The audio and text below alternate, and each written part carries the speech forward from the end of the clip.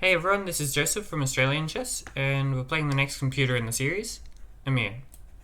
This time we'll start with e4, and we'll see how Emir responds. Okay, so we've got e4, e5 again. We're going to continue attacking the center with our knight, putting pressure on the e5 pawn. Okay, knight c6. There's a couple of ways that we can approach this. There's a couple of very common approaches. I'm just going to play the most fundamental approach, and that is to get my bishop out to c4. And the reason why I like this square is because it pressures this this diagonal, and in particular the f7 point is a really weak square for black. So often we can try and take advantage of that straight away. Okay, so black responds with bishop c5. And one of the other reasons why I like to move my bishop out early is just so that I can get castled really quick, and I'm going to go ahead and do that. Black is attacking this pawn here. In this type of opening, we can develop our knight to c3, that is an option, and that would defend the pawn. But then everything gets kind of symmetrical. And actually the way that you're supposed to play this as white often is to go for the c3 and d4 pawn push. And the advantage of that is that you get this massive pawn center, and that way you can control more space in the center. So I'm actually going to go for that approach, and so with that in mind, I'm going to play my rook over, just defending this pawn to start with.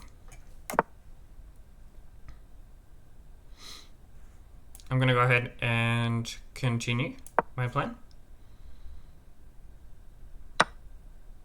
Wow. Okay, I didn't see this move coming, although I probably should have. So black's idea is after I take back with the rook, black can strike with the move d5. This is a very powerful move from black because it's forking the pieces. And after that happens, I'm going to move my rook somewhere, and then black can take my bishop. Another thing I can do is I can play bishop takes f7. It's called a desperado sacrifice. So what that means is you know that you're going to lose a piece anyway, so you may as well lose it on your own terms. So let's have a look. Bishop takes f7, maybe rook takes f7, and then rook takes knight. Black can follow up with d5, and we'll move our rook back. Black has a good pawn center there. The alternative is rook takes knight, d5, and then we move our rook back, let's say to e1, and then black takes here. That also looks pretty good for black, however, we can take this pawn in that line. I'm just wondering if we can actually get away with that. Because black has moves like this, attacking the knight and attacking the pawn on f2. In which case we can drop our knight back, but it's starting to get a little dicey. I'm not sure about that. Another move is just to play d4 here. And after d4, pawn takes, pawn takes. We're attacking the bishop, so bishop has to move. Well, actually we're attacking the bishop and the knight. But still, if the bishop moves, then rook takes knight, and black still has this. But in that case, I think we're actually doing better off than in the immediate takes, because I'm not convinced by the line where black gets a pawn here. Because if black gets a pawn here, then it kind of cramps these pawns here, cramps my whole development really. So I'm going to go ahead and play d4. The situation is quite complicated already. Wow. Okay, what's going on here? If I take, and black takes, then I take here? No, then I'll lose my queen. So takes, first trade, rook takes, and takes again. And just make sure black doesn't have a back rank check. I can block with my rook, and we're all good. What else can black do if I take? No, I mean black's idea is just to take here. I think that's just a blunder of a piece. Let's see if I've calculated correctly. So again, we don't take here because then our queen drops. First we take the queen. And then we take here. And keep in mind there's no back rank checkmate because of rook blocks here. Now here we don't want to be greedy, again because of rook d1, that would be terrible. So instead we just have to drop our rook back. And I think we're pretty safe here.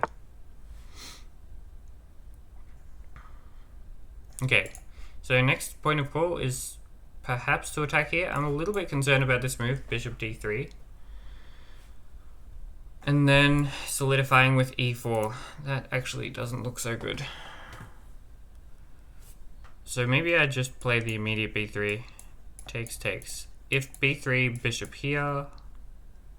I mean, worst case scenario, I can takes, and knight here. Bishop can come back, but at least then... Okay, it's not great either. Okay, maybe pawn push, bishop here, knight here. If pawn push, then at least I can take this pawn. I think I'm okay.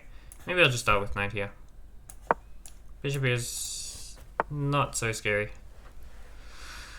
That's an interesting move, but I don't think it works. I think I can just play en passant. This is a legal move in chess. The idea is you pretend like the pawn moved up one square, and then you take it. It's a weird move, to be honest, and if you've never seen this move before, it is quite strange. So it's when the opponent pawn moves up two squares, and then you can take it as if it only moved up one square.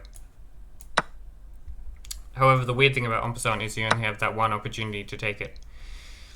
So if I didn't take it immediately and that pawn was still there in future moves, then I couldn't take it. Anyway, now I can go ahead and take this pawn, and I think we're really looking good here. Okay, black is attacking our knight. This is the square I want to go to, but it does drop a pawn. Another option is here. Just attacking the bishop. Bishop will probably drop back here. I don't love that. Could also just go here. That's not terrible. It is a bit of an awkward move to respond to, but I have options. Even here. And then just coming back with my knight. It seems very solid. Although the black's rook does get quite active there. Here, back, here. Oh, I quite like that. And then we can go into the f5 square. Let's go ahead with that. Again, just always making sure rook d1 is not going to happen. I did realize that this drops this pawn. But okay. That's alright.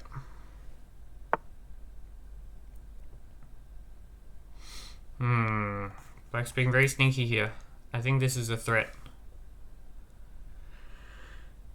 Because then my knight will be trapped. I'm really tempted by the move g4. So that if g4, g5, my knight can jump in here. Is that a bit too wild? A more calm approach would just be to play this. Or even f4. So f4... Oh, does f4 solve the problem? Because g5 still... Yeah, my knight is still trapped there. Okay, so I think I actually just have to move my g-pawn. I'm going to play g4.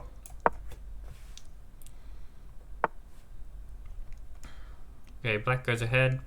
I have two options, but the point of playing g4 was to get my knight into here, so let's do that. Okay, so black is going for the weakness I just created. It's totally fair enough. To be honest, I don't love the way that I've been playing this. I'm still a little bit concerned that this pawn is hanging.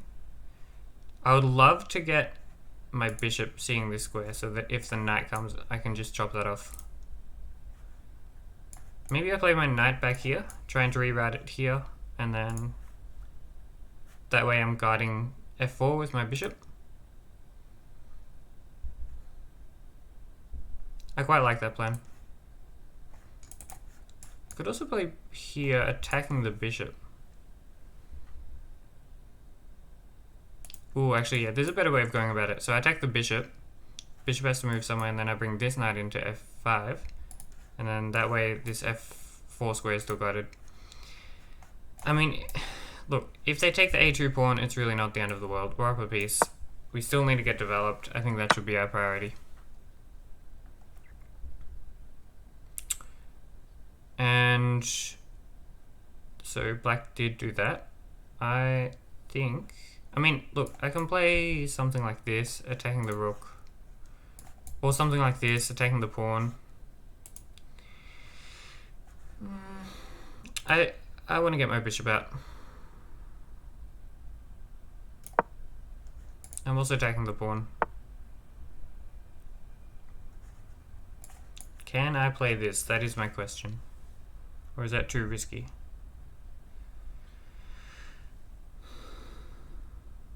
It is a pawn. I have to be careful of bishop discovery moves. So if black was able to play a move like bishop c4 and that's it, with a check, then next move black would play here. But my king is very safe on this square. If rook takes and then bishop here, I can first play rook takes, trade the rooks, and then move my rook somewhere. And I think that's okay. So I'm going to take this pawn. That pawn is a thorn in my position, and it looks like we are going to get that line. So first I take here. Okay, bishop takes, that's fine. And now I move my rook somewhere.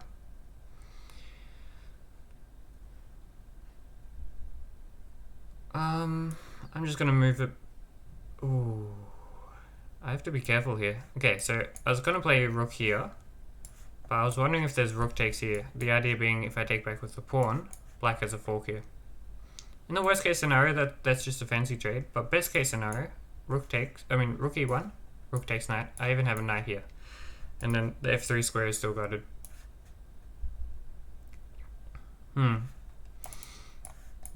Rook back. Knight takes pawn. Okay. But it's not the worst thing in the world.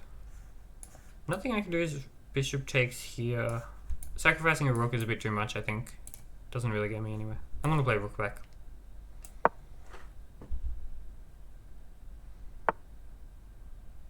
Oh, I did not see that move. So this is the same idea as rook takes here, just in a less flashy way and a better way for black.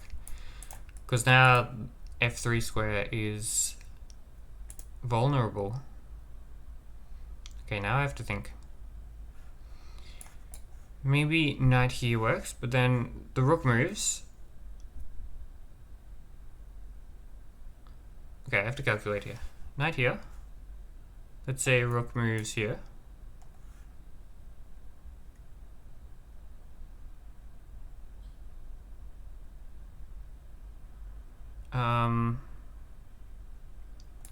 I can play knight check, king over, and then I can play knight here. Knight check, king over, knight takes, knight takes. I think I'm going to go for this.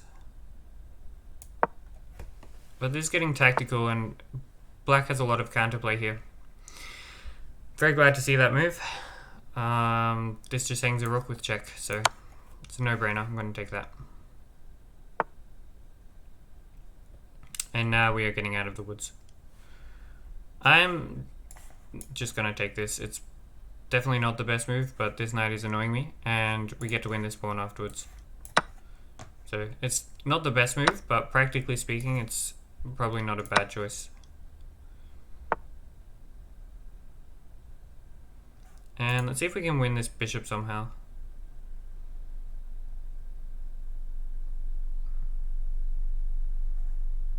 I can't really see a way to do that cleanly, unfortunately, but that's okay. I think I need to bring my king into the center maybe, or I mean maybe I just try and win some pawns. I have a lot of minor pieces here, so that might not be a bad strategy. I'll get my knight to a better position first. Take the bishop, protect the pawn.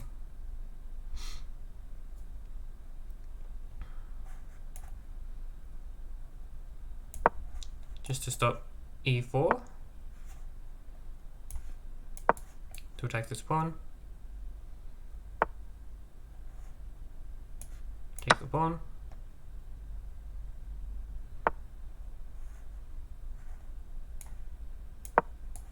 Okay, we have a pass pawn now.